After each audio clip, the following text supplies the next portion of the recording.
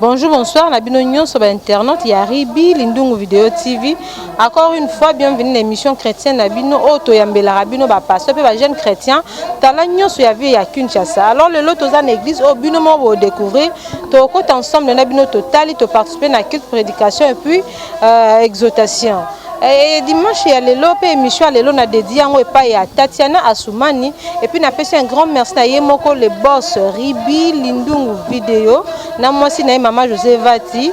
Na les coordonnateurs JCB6, sans oublier partenaire privé Nabiso. Belibela les préfets. Donc, ceux qui ont chaque fois la libo, soit écran Nabino, et ça pour la magie à Génois central. Alors, ensemble, Nabino, tous au côté de l'église, tout le monde a un kilte kozala, et puis, na souka, tout le monde soit un pasteur. Allons-y.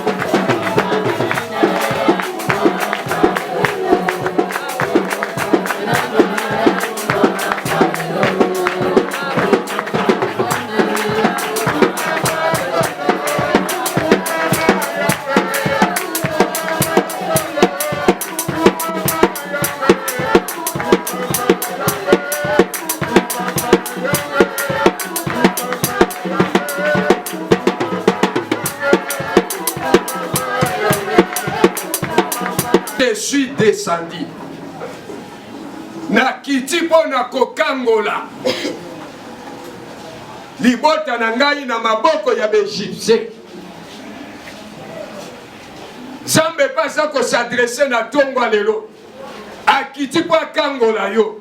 Akiti po kangola libota na yo na maboko ya banguna na yo. Amen. Est-ce que kolo bananga meno mutu asa na bongo? Asuki waneta lobiete pour te faire monter. Pona mema yo na mboka ya kitoko. Mboka ya munene où coule le lait et le miel. Abina mema yo na mboka ya kitoko. Bien-aimé, Zambo yongana yo tondimela, aza Nzambo ya pesa kabiso biloko malamu. Amen. Na bandeli koloba ke Nzambo yongana yo tondimela, aza Nzambo ya pesa kabiso biloko malamu. Amen. Abina sokangola yo pour que na kotisa yo na mboka ya kitoko. Mboka oyo esika ba miliki ezali, esika mafuta nzoyi ezali. Mais alobi na mile ya banguna na yo a bien aimé Zamba ngata lisoke okorene même na mile ya banguna na yo même na katikata bando ka famille yo ko mile bango tena tolo bana litoli moko yo kakamala même na mile ya banguna na yo Zamba lobi na yebisa yo ko dominer même na banguna ya ba chef wana ya famille ba ya dernier degré Zamba lobi okolonga bango. Amen. Est-ce que ça d'accord nanga? La délivrance selon la pensée biblique d'origine. La délivrance selon la pensée biblique d'origine. Bokangolami kolandisa makanisi ya Bible utana yobande. C'est ça notre thème qui depuis le mercredi, on va nous clôturer. Dans le baquet, la Bible dans son entièreté, et ça qu'on présentait un Dieu qui tient à tout prix à vivre avec un peuple libre au milieu d'un peuple libre. Ça dit Bible na mobimba na yango, et ça présentait un Dieu qui tient à tout prix. Yakobi kana bato yo baza na bosomi kovanda na katikati ya bato bakangolama. C'est-à-dire en d'autres termes, Dieu souhaite ta délivrance. Amen. Donc Dieu souhaite ta liberté. Amen. C'est-à-dire ça baza na posa yo kangolama. Ça baza na posa yo bika bolamo na ye. Est-ce que mutuko ko lo bamena mutu asa na bongo? Yango mani ko bete, c'est raison pour laquelle dès la fondation du monde Jésus-Christ, l'agneau de Dieu, a dû être immolé. C'est-à-dire, depuis la fondation, il y avait déjà un agneau qui a été déjà immolé. Quel est le corps, la sacrifice? Sa liberté et pas une anganayo. Et c'est là même avant la création de l'humanité. Donc la délivrance a commencé depuis l'Ancien Testament jusqu'au Nouveau Testament. Amen. Est-ce que quelqu'un peut me dire Amen? Amen. Et après, dans le baquet, l'immolation de l'agneau justifie le fait que Dieu libérerait et délivrerait son peuple des conséquences néfastes du péché. Ça veut dire que moi, je n'ai pas de kumbeka ya mone na pate ya ngone sala kete epesa nzambe nzela ya koyeba kopesa bonsomi ya koyeba kokangola libota na ye na weteli bambano oye salaki ya masungu. Et parce que du fait que l'homme a péché, parce que mutu asumukaki, c'est l'homme Romains 3:23 le salaire du péché c'est la mort. Et une fois que l'homme a péché, les conséquences de la mort et yeko kwaya likolo na mutu. Mais c'est un qui motomoko aya lokola sacrifice pour nakoyeba ko effacer ces conséquences du péché, c'est celui que nous appelons Jésus-Christ. Amen. Est-ce que vous m'amènez à bien? Amen. Et si vous voyez même dans le jardin d'Éden, dans Zamba Bengani Adana Eve, parce que basumuka parce que péché qui, mais lokola Zamba délivrance Zamba mawa. Atali que na bengani ye, mais à quel saleli bango bilamba, apesi bango balata. C'est un Dieu qui tient à notre liberté. Nzambo yondimela a soutenu pour la liberté na yo. Zamba yo ndimela azo tenir pour la délivrance na yo. Alobela ngambe na moto asala. Là c'est dans Genèse 3 21. Nabaki pourquoi la croix? La croix est simple. Le salaire du péché selon Romains 6 23, c'est la mort. Et tant que l'homme avait péché, il est donc frappé par la sentence de la mort. Parce que du fait que Moutoua Soumouki, du fait que Moutoua Salimabé, que c'est que maintenant Abetama a soyé tout mou. Mais c'est que qui croit Eya. Parce que ça n'est Eya Kolongola. Manoyo Moutoua Sengala qui a mérité. Mais ça n'a Motomoko. Oye Sengala qui a besoin. Voilà pourquoi dans Jean 3, 16, le maître, tu as tant aimé le monde qu'il a donné son fils unique avec quiconque croit à lui ne périsse point, mais qu'il ait la vie éternelle. Voilà l'amour de Dieu pour l'humanité. Est-ce que nous pouvons encore Amen. Et permettant qu'il puisse définir la délivrance. Parce que toujours la délivrance, selon la pensée biblique d'origine. Pour le baki, 4 mots, ça dit nous avons 4 termes. 4 mots en hébreu et 2 termes en grec. Et pourquoi te pêches les termes hébreux et les termes grecs? C'est pour ça que ça signifie que la Bible que nous lisons, Bible que nous avons une simple traduction. Parce que la Bible est comme 88% et comme en hébreu. Les 11% est comme en grec. Ça dit Bible que nous avons comme la Bible était. Ça dit bateau comme yango, hébreu comme 88% et les 11% n'est qu'en grec. Voilà pourquoi perception de là, tu vas définir qu'est-ce que la Bible, l'Ancien Testament passe de la délivrance et qu'est-ce que le Nouveau Testament aussi passe sur la délivrance. Alléluia. Amen. Premier terme hébreu dans le baquet de la délivrance veut dire asala. Baquet asala veut dire une aide en forme de clôture. C'est ça la délivrance en hébreu, asala. C'est-à-dire, Zamba yena le sungi, mais le sungi on est en forme, il y a clôture. C'est-à-dire, Zamba yena clôturer vie na yo, Zamba yena clôturer libota na yo, atabando kia famille, atabando kia quartier, bakoya te sala, aya kocha clôture, tout autour na yo, tout autour ya bi na yo, pote banguna na yo, basimba yo te. Amen. Alléluia.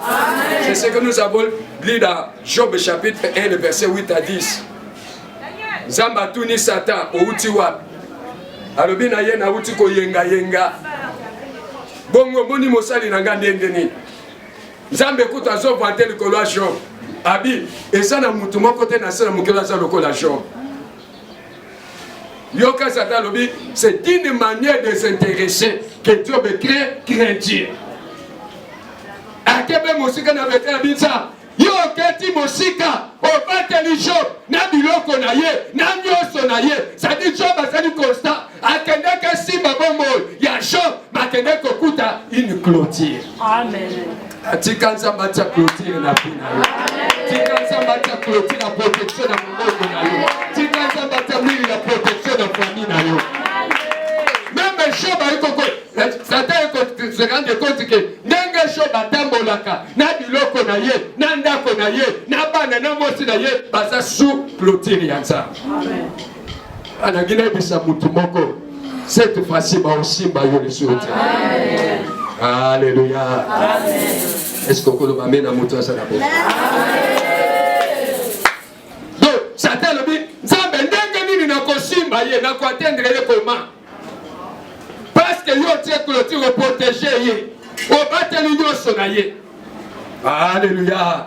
Petro le bako aussi à cela veut dire aussi victoire, prospérité, santé. Donc à cela lingi ko ba aussi elonga bofuluki pe kozala na nzoto kolongono. C'est pour ça dans le baquet ainsi délivrer veut dire aider à prospérer ou à faire prospérer, pousser à la victoire ou à la bonne santé. C'est ça, asala. Ça déjà que mutas la prospère, le fait que ça la santé malade, le fait que ça la longue, ils allaient déjà une forme il y a délivrance. Est-ce que mutumo kwa koloba mena bien? Yango tutanga ki na 3 Jean 1:2, Bible zolobete bien-aimé, je souhaite que tu prospères à tous égards et sois en bonne santé comme prospère l'état de ton âme. Na ye kolobango na lolenge musus, je souhaite que tu sois délivré. et que tu puisses vivre en bonne santé. C'est ça 3 Jean 1:2. Abinazo souhaite que yo kangolama et que ozala na ndoto ya malamu obela belate modala na ndoto ya malamu. C'est ça la délivrance en hébreu. Est-ce que mutumo kwa kolo bamena bien? Abete na mabon sambe na yo. Voilà dans les filles. Deuxième terme en hébreu, la délivrance, veut dire aussi Yassa. Yassa, une personne délivrée est une personne délivrée est une personne libre et bien sécurisée. Donc, Yassa lingi koloba moto ya kangolami, asa moto yo asa na bonsomi, pe asa moto yo abatelami. Sadasa motoyo asa libre asuki kabongote ya yebo movi na ye nyoso na banene biloko na ye eza sous la sécurité ya nzambe. Tika même suki ya moto na yo nzamba sécuriser. Et to loba kosi ya selingi koloba venger, défendre, préserver ou obtenir la victoire selon Ésaïe 61 verset 2. Donc ya selingi koloba aussi pour venger. Ça dit tongo bado na deuxième définition dingue obake nzambe na yo atelemi pour venger vie na yo. Nzambe atelemi pour venger libota na yo. Alléluia. Alléluia. Amen. La sotane pas si nzambe kamotolo. Bien qui troisième jour nous avons parlé de Nassal. Tu veux dire Nassal dit koloba sortir avec force. Voilà pourquoi ça balobi j'ai vu et j'ai entendu. Malgré cela, malgré qu'on va sortir bangungu na ye, yango sotangi na set va vese ko kita na set. Tangu pharaon bo ikotika, samba lobi une main forte les forcera de laisser libérer mon peuple. Albi alinga lingate na kobimisa bango na makasi, na ngina yebisa mutu moko, bando ke famille na yo, oyo bakanga bi na yo, baboya te, samba kobimisa yo na makasi. Makasi. Est-ce que na makasi na kobima na bondoka famille na nga? Et na lingo ganga lokola mutu abongo na makasi na kobima na kindoka famille na nga. C'est ça na sala. Zamba zo bimisa yo na makasi. Zamba zo boto la libala na yo na makasi. Zamba zo boto la mongo na yo. Azo boto la bafere na yo na makasi. Alléluia. Ah, bien aimé, nzamba zoboto la mboka Congo na bamuna na makasi. Balinga te mboka Congo nzamba zo récupérer ngo. Na zo yebise ba mikolo ko yaka, eza nebele ba otato la bolama mboka Congo. Yango ko lobaka mabete na mboka oyo. Mboka oyo eza béni, lobela ngame na bien. Ata makambo somata me makambo bien sa na mboka oyo. Amen. Joana na osona na papa na l'état zalobi abi mon fils. Non, comme parce que biloko nyonso remati. Abive comme moi passe à cause de la situation où il y a la pandémie où il y a même na ba mapoto ba no so ba $1 et comme $4. C'est quoi le biso qui est abino kuna na Congo bokisa na mutu ya nani ya mukonsa mboka. Abi même bouger même na bité na nga bouger bité parce que biloko nyonso mati. Mais albia wabiso to comprendre na wezani eza 6 semaines saliboy. Mais so bino kuna na Congo bokisa na mutu bana ya ba responsable. Bien aimé, to zaka na mboka kitoko nzamba pambola biso. Amen. Zango za la fière ya osala congolais. Est-ce que kolo ba mena bien? Amen. To bela nga mena bien. Eza na mboka musuma sate bakele na makele me yona la kana kimia, ona moki na kimia. Amen.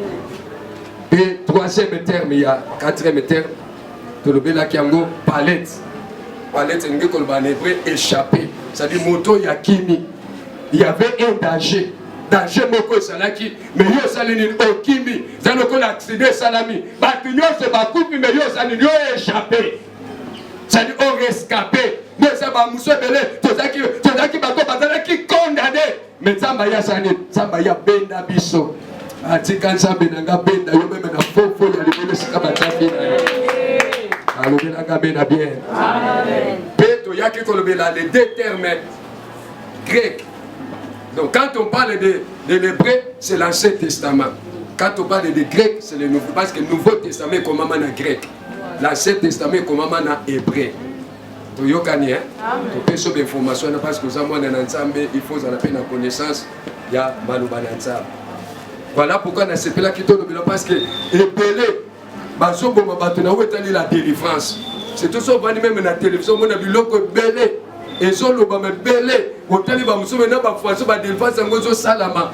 Donc la vraie délivrance il faut étambola selon les normes de la Bible. Ce que mon délivrance c'est ce que dans norme de la Bible était de konanga ko kenete na délivrance wana. Alléluia. Amen. Comme j'ai entendu quelque part, il passait à la moto de délivrance, mais tout à moto makof. Délivrance, c'est longue, il y a pour 100 mais comme il y a makof. La délivrance dans le Nouveau Testament, au bien yango polytosis. La polytosis, c'est le paiement des rançons. Il y a déjà un paiement et c'est salama. Il y a déjà un agneau. C'est-à-dire il y a déjà un prix. Oh, il s'est foutu à Maki. Selon ce thème, nous voyons que la délivrance découle d'un paiement de prix établi selon la justice et pour l'objectif bien précis. Donc il y a déjà un prix. Oh, il s'est foutu à Maki. Parce qu'il y a un prix. C'est pour cela que la délivrance n'est pas gratuite. La délivrance c'est dans la conférence.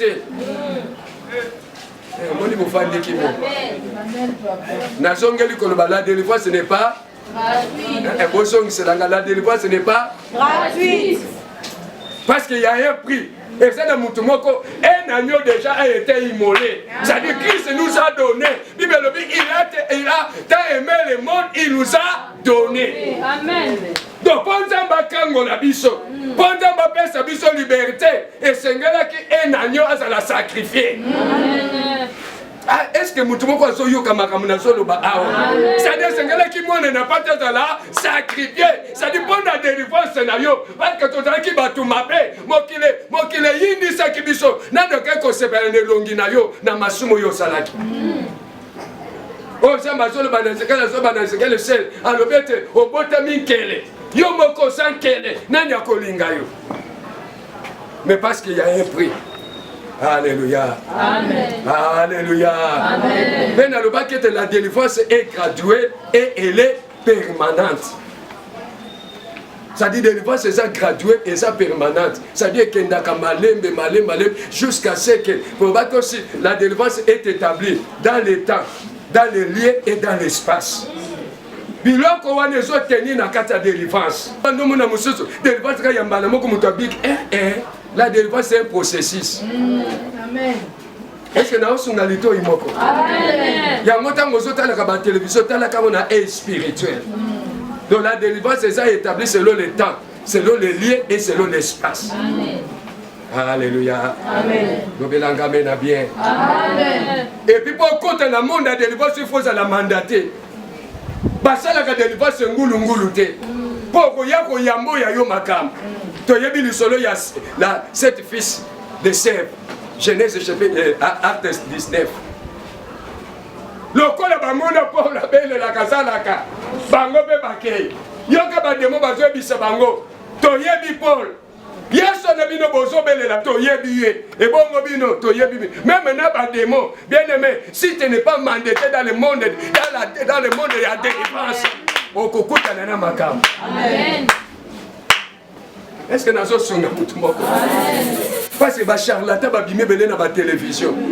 Na wo ba benga matin na domaine de délivrance.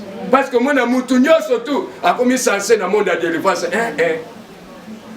Les gens na bateau ba sa mandaté. Est-ce que vous m'amène à bien?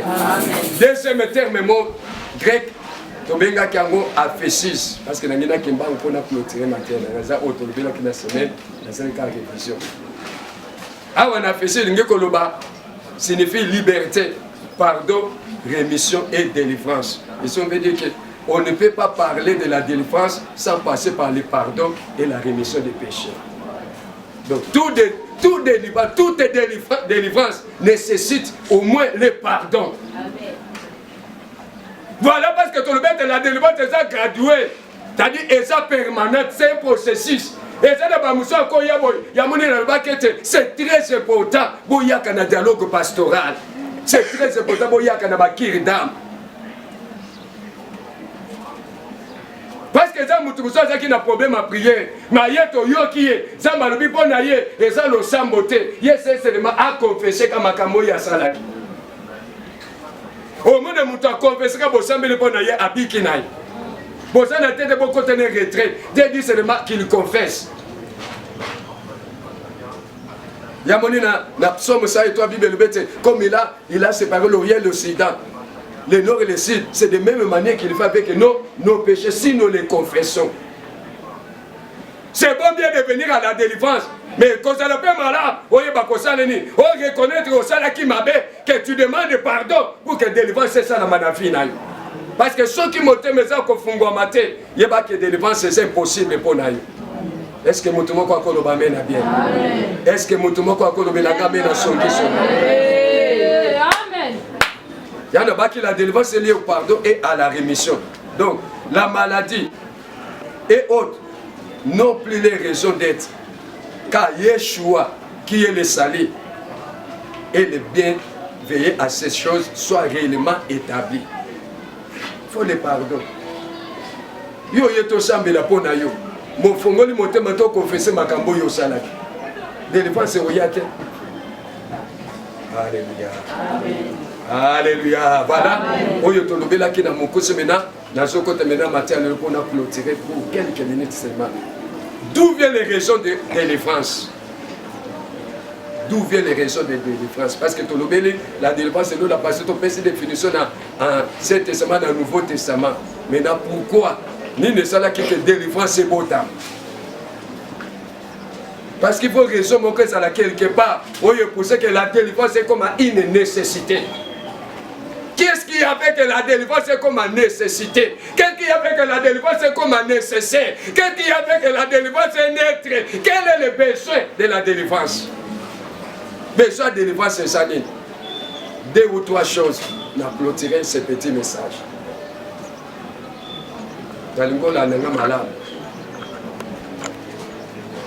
Dieu a créé l'homme pour vivre en harmonie avec lui, dans une dépendance totale. Parce qu'il estime que l'homme ne fait rien sans lui. Les besoins de la délivrance viennent donc trois éléments. C'est-à-dire Zamba qui est là qui monte pour être en harmonie naïe. Zamba c'est là qui est Zamba qui est là pour que yo vive en relation. On a le bon mot qu'on a ça.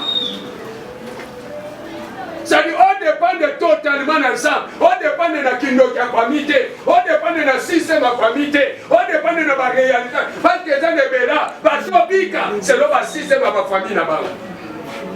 Ceux qui famillent le bac que yo ba la tête, au moins après mutu pas balé la yete. Parce qu'il y a des familles comme ça, mbongo ça na parce que na bango to mbatu ba la kate. Parce que na bango ba moyen ça. Mais parce que le bac na famille wana et ça na mutu ta otika la ko bal, malgré mbo ba la tête. Non mon amour soit sauté kata moi si kitoko, mobali kitoko, otali ni ba la tête. Moi si te ba na tête, et ça système. Il y a un système à famille. Amen. Est-ce que vous pouvez m'amener? Pour que on dépende d'un système à famille. Ça dit pas il faut nous connaître il faut nous solana na saya no connaître aussi les balles. Non, tu dois dépendre totalement ensemble. Il faut que tu as reçu Christ dans ta vie comme ton Seigneur t'a sauvé et c'est que nous dépendre. Amen. Parce que dans ma tête, si bien que ceux qui ont voté, ils ont copié quand ils sont là. Moutini n'a pas copié quand ils sont là. Réseau y a du bosso. Aujourd'hui, tout vient des besoins de la délivrance. C'est l'eau qu'il y a du bosso. A péché. Du fait que l'homme a péché, il est donc privé de la gloire de Dieu. Du fait que Moutoua Salimasou, du fait que Moutoua Soumouki, Gomé 3:23. Du fait que la Bible le met avec tous ceux qui ont péché sont privés de la gloire de Dieu. C'est-à-dire que les basali masum, les basali mabe, basumuki na présence de Nansa. C'est-à-dire ils sont privés de la gloire de Dieu. Et parce que quand l'homme a tombé dans le péché, automatiquement, il est privé il est privé de la gloire de Dieu. C'est à ce moment-là, le besoin de la délivrance est là, besoin de délivrance est là. Parce que na sumuki, parce que na salimabe, Parce que quand on est qui n'a choix, bah privé ngabola moi, ni ne privé ngabola moi le péché au yongana autosal. Alléluia. À cause de la déviation. Dans le bien le péché et la déviation. 2 Chroniques 7:14. Il y en a qui ont 2 Chroniques 7:14. Vous avez vu verset où madame?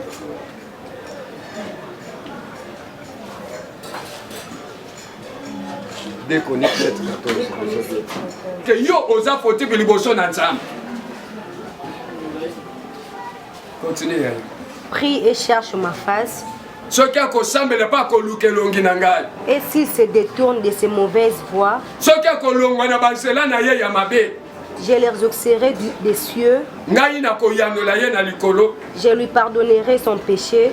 Na kolimbisa masumu na ye. Et je guérirai son pays. Pe na kobikisa mboka na ye. Donc tout d'abord le péché. Voilà la raison il y a liboso sali que délivrance c'est botama parce que l'homme a péché. Parce que Moutouassala qui m'a bé, tant que Moutouassala, il y a eu une séparation. Moutouaké Nangambo naye, ça ne peut pas tikali Nangambo naye. C'est là maintenant né la délivrance, c'est Botamiwan. C'est là maintenant une personne. Oui, c'est là maintenant il y a ça la réconciliation entre l'homme et Dieu. Et la personne là qui devait faire la relation entre l'homme et Dieu, c'est Jésus-Christ. Amen. Mais parce que nous avons péché, c'est-à-dire, tous ceux qui privaient dans Kembo ensemble. Mais dans Christ, c'est ce que aya kosongi sabiso na bomoko wana ensemble. Le péché sépare l'homme de Dieu et donne accès aux éléments qui emprisonnent l'homme. C'est-à-dire le sumu et so kabola mutuna ensemble, pepe sintela moto kota na kata boloko. Et ça ne belé ba côté de ma prison ya famille, rien qu'à cause du péché. Likolo lisumo yo salaka wana yango ekoti yo lelo vina yo eza ko se retrouver na prison non pas pour la kiloka ya famille non pas pour la mabe ya famille na yo mais oyo poto yo fongola ki de condition na kati ya prison yango sengelo veiller na parcours na yo naza ko s'adresser na ba chaîne veiller na parcours na yo. De l'autre côté, c'est net bagé de belemi, bandelo baza ko sebe mingi, bakangami parce que ba fongola ki tena na wetali lisu. Lisu mo kabolo tout d'abord ensemble, ya mibale et continue na yo na kati ya prison. Quand on est séparé de Dieu, la délivrance est loin de venir vers vous. Donc ce qu'on kaboli ensemble, délivrance c'est comme mosika po ya pembeni na. De sengelo songa, ozongi pa ensemble. Tous sont péchés et sont privés de la gloire de Dieu. Et c'est la toute première délivrance, c'est le fait de se repentir, de revenir à Dieu. Donc délivrance, il y a l'imotion awa. Et c'est que Moutesengani a se repentir à songa pas dans ça. Voilà délivrance à l'imotion. Et Sengani a se repentir. Bien aimé, tika banzela na yo mabe. Alors si c'est détourne du mal. Selon des Kwabi, ce qui est kolongwa na banzela ya mabe, akosonge pa na ngansa, c'est alors que ngansa mnosani, na koyoka no sambo na ye, na kokango na pe, moka na ye. Oh, délivrance pe ya moka, et so dépend de pe na ngana yo. Mais le problème, tu dois revenir. Il y a besoin de revenir à moi, et moi aussi je revenais vers vous. Bien aimé. Il y a qu'à ne pas de bongola, répands-toi. Tika banzela mabe, tika moshina. Tika biwana mabe, tika balo. Oya ozo sabela, akuma makuma, metango kozonga libanda. Tu continues avec ta vie, mais la délivrance kozongo kuma. Amen. Voilà comment tu as nyoko dans le nom de pasteur l'église.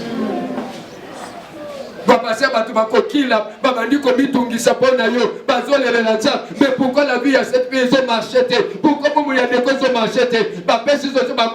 Mais tant que vous avez songa, au poste de ma belle, au côté de la répands-toi.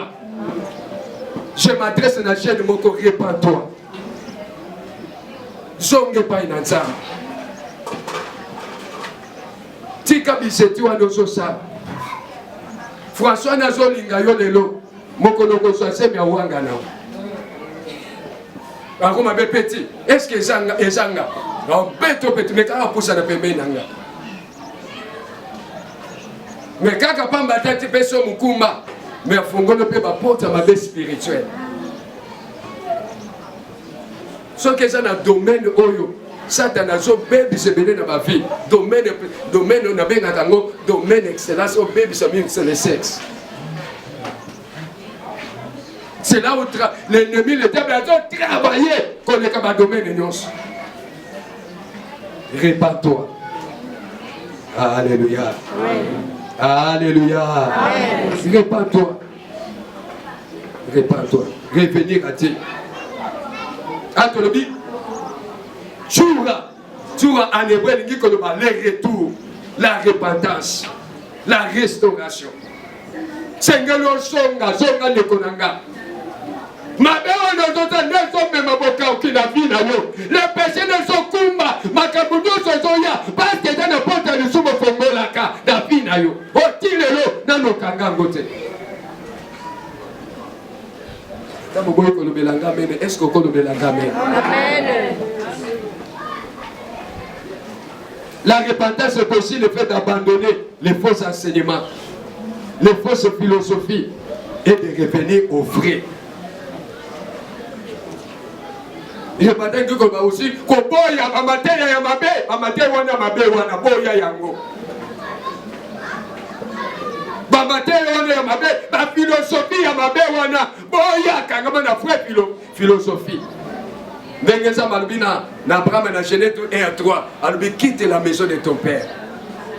Ça dit nzamba linga kia kabola Abraham na philosophie ya ndako papa na ye. Na mabenyo sanda kwa papa de Abraham asani abima aussi l'hôtel restera là alingaka kama na ba philosophie ya papa na bikeko na bonganga na pinoki ya liboto na ngaka pamba mate c'est pour ça ba bibima na kola kisayo bien aimé tu dois quitter ce domaine là. Bonjour pasteur Moïse. Bonjour ma sœur. Les autres CP qui participer à la culte église, comme dans Gossem, c'est ça? Communauté chrétienne Gossem, c'était de bénédiction. Pasteur Moïse, c'est pour vous aussi la première fois que vous avez chaîne, alors que au CP là, on me comprend pour expliquer Bandi Minanzan au Bazo Landabiso actuellement la chaîne Abiso Ribi Lindungo et puis au Pesabiso Combo église et puis de l'église en Webanaika ou la Moukina Tongo créer église pour que comprendre un peu et Banda Wap église en bonjour, les bottes en ensemble, au Yobosu, les Bako ya Kolanda Biso, Zaki en pleine culte, où Tozalaki Kolobelasi, la délivrance selon la pensée biblique d'origine, les autres ça. Comment la délivrance a commencé, c'est depuis l'Ancien Testament jusqu'au Nouveau Testament. Donc, comme Monanga, le grand pasteur Moïse, une capacité de bénédiction. Et l'église Gossem a commencé depuis 2020. Par le visionnaire qui est mon papa, mon père spirituel, le révérend passé à Romoute Baboloke qui est en mission aux États-Unis. Donc moi je suis le responsable de la communauté chrétienne de Gossem Kinshasa. Ok. Papa, ok, vous expliquer parce que tu participes à tout le monde qui est qui séminaire, les lois qui comme clôture. On a juste retenu mais qui sur la délivrance et tout. Bon, au courant il y a prédication, papa, on a un peu tué na ba mozoloba. Premièrement, et attirer qui lobby, la délivrance est à fin lorsque la personne a couffé. Sur Yango, nous avons une question parce que tout le temps on a habité, je ne suis pas pasteur et tout, mais tout parcours à moi la Bible. On a vu que hier Jésus a dit qu'il s'abattu. Et là, il y a un bâtiment qui est malade à lèpre. Mais avec le délivrer, on va qui guérison. Et va couper quitter. Bazala est toujours vivant. Maintenant, lorsque vous avez délivrance, ça monte ça des magasins. Donc, et si la race monte à couper. Essaye un peu de nous expliquer. Nous avons dit que la délivrance est graduelle, elle est permanente. Donc la délivrance est permanente quand une personne est vivante. Ça veut dire quoi? Moutouazan a bon mot. Ça arriverait que Moutouakoufi, le Moutouakoufi au Sambelane comment? Mais avant Koufa, il faut d'abord se délivrer. Pendant qu'il était en vie, c'est-à-dire le fait qu'Azo Bonde, Azo une église, Azo Luka délivrer sa vie, Azo Luka Bola, mon avis, c'est-à-dire quelque part, peut-être ça peut être les études, ça peut être la santé, ça doit Azo Bonda, mais une fois mouton a Koufi, et ça a besoin de sa classe, et ça a besoin de bon, et ça a besoin de son voyage. Ou Azo a voyage pendant qu'il est en vie, ça doit Azo Bonda jusqu'à ce qu'il atteigne le loco, mais une fois Koufi, Azo a besoin de loco en été. C'est pour naïe, délivrance pour naïe, parce qu'il y a combien de c'est dans ce sens-là. Elle est gratuite et elle est permanente pendant que nous sommes encore vivants. Papa Soy en comprend bien lorsque vous parlez que si la personne meurt, on a posé la classe, c'est par là que de délivrance n'est aussi là. Encore seulement pendant la prédication, parce que j'ai vraiment suivi votre prédication de près et de loin. Non, la délivrance, ce n'est pas gratuit. Lorsque vous dites que non, la délivrance n'est pas gratuite, papa. Comme la délivrance en amour, c'est lui qui n'a pas à délivrer. Non, je n'ai pas dit dans ce sens que la délivrance nécessite les sacrifices. Okay. Parce que Christ, même Dieu lui-même, il a payé un prix. Pour nous obtenir, Dieu a payé un prix. Et la Bible dit dans Jean 3,16, d'étant aimé le monde, il a donné. C'est-à-dire, pour nous attirer, c'est Dieu qui a payé un prix. Le prix que Dieu a payé, c'était Christ. C'est-à-dire Christ est venu pour nous libérer. Nous étions dans le péché. Nous vivons dans le péché. C'est là qui m'a quitté. C'est comme aussi dans la délivrance. Pour que Mouta passe dans ça demande le sacrifice. Le sacrifice, c'est quoi? La prière, les jeûnes. Parce que Mouta passe ça, mais Mouta y a eu le kanzam. Et c'est là qu'il y a eu felete. Donc il faut Mouta le kanzam, bah mi côté ça mobimba naïe. Je n'ai pas dit dans ce sens de mais il y a arrivé ces moments où il y a des sacrifices. Peut-être la prière, peut-être les jeûnes, peut-être aussi les actions de gars. Quand une personne amène, c'est peut-être à la fin il y a prière naïe. Il peut amener pour sceller la prière. Okay. C'est-à-dire quand on dit pas gratuit, ça dit il y a des sacrifices. Il faut prier, il faut gêner, il faut continuer à chercher, il faut qu'on connaisse qu'on loue ensemble jusqu'à ce qu'on obtienne pour ça. Ok. Merci papa. Nous sommes vraiment bénis par la prédication. Et ce qui m'a encore plus aussi attiré, c'est lorsque vous avez expliqué le Bible. La Bible elle a créé dans l'Ancien Testament, ce sont les Hébreux. Le Nouveau Testament, c'est le grec. Et dans le mot grec et puis le mot hébreu au PC, peut-être les gens n'ont pas compris. Mais papa, il y a comme la magie parce que quand vous parlez de mots là, pour que les gens aillent aussi non, les magie, parce que on a place. Donc, la Bible que nous étudions, la Bible. C'est pour ça que nous avons la Bible Mobimba Oyo, c'est-à-dire l'Ancien et le Nouveau Testament. C'est-à-dire il y a une partie hébreu, une partie grec, c'est-à-dire Ancien Testament, hébreu est à 88%. Hébreu, les Grecs, là, quand on parle des Grecs, c'est le Nouveau Testament. Le Nouveau Testament, ils sont 11%. Les 1% qui restent, il y a la langue araméenne.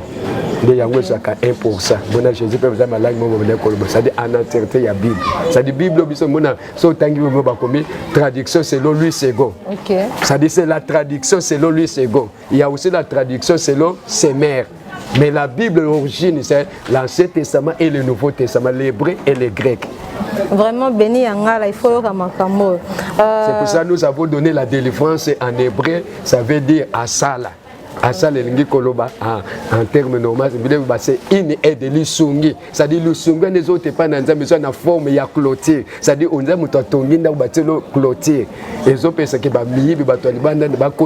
c'est ça la délivrance en hébreu. Donc, ce que nous béni Angala, Jérémie Angala et puis Sunita Angala, connaissance par rapport à Yon Sozo Loba. Alors, papa, Tozo Chité déjà, tout le monde presque en a fin. Nous avons un poste sur sa adresse église et nous avons un bateau à Hollande, biso ba éviter adresse place ses amis. Au fait, biso adresse et puis quelques programmes, il y a la prière net et la kaka. Voilà, nous sommes sur l'avenue Libenge 201, quartier Lokole, commune ya Lingwa. De ce 14 il y a lundi à jour les affaiblissements de 17h et puis le mardi intercession de 14h à 16h. Et cette semaine, nous avons un programme à 3 jours, nous avons la délivrance des alliances secrètes. Donc, le programme de délivrance, c'est continue. Le mercredi, le 31 jusqu'au dimanche, le 4 septembre. c'est-à-dire oya omona libako aya kolanda biso okota biso tokusambela kolela ensemble pour que ba vie na biso kangola matobika bolamo yo nzamba la kabiso papa eza pe na misusu oyo bayebi Kinshasa bien te okope sa numéro de contact au cas où bazana moi babungi moi muke babenkamba mo pona référence et tout numéro na biso ezali 081 414 27 67 081 414 27 67 même si WhatsApp c'est Facebook bakoko sabiso na numéro 1. Ok, merci beaucoup. Bolandi pasteur Ndenge a expliqué prédication de l'eau à PSP par détail. Ceux qui vous avez déjà un doute, vous comprenez que non, papa salle théologie. Donc il nous a expliqué clairement ma camion soit qui est là. Alors on a c'est un grand merci. Na Ndenge pe papa boyamba ki biso na église Nabino parce que les a honneur pour participer na culte. Et puis merci Nabino Union so ba abonné fidèle au bozala toujours en permanent. Il y a aux émissions Nabino il y a chaque dimanche. Où ils allaient toujours présenter na Keren au monde. Alors Nabino Tokutane le dimanche chez Zoya, toujours la même chaîne et puis la même ère. Merci beaucoup. Merci.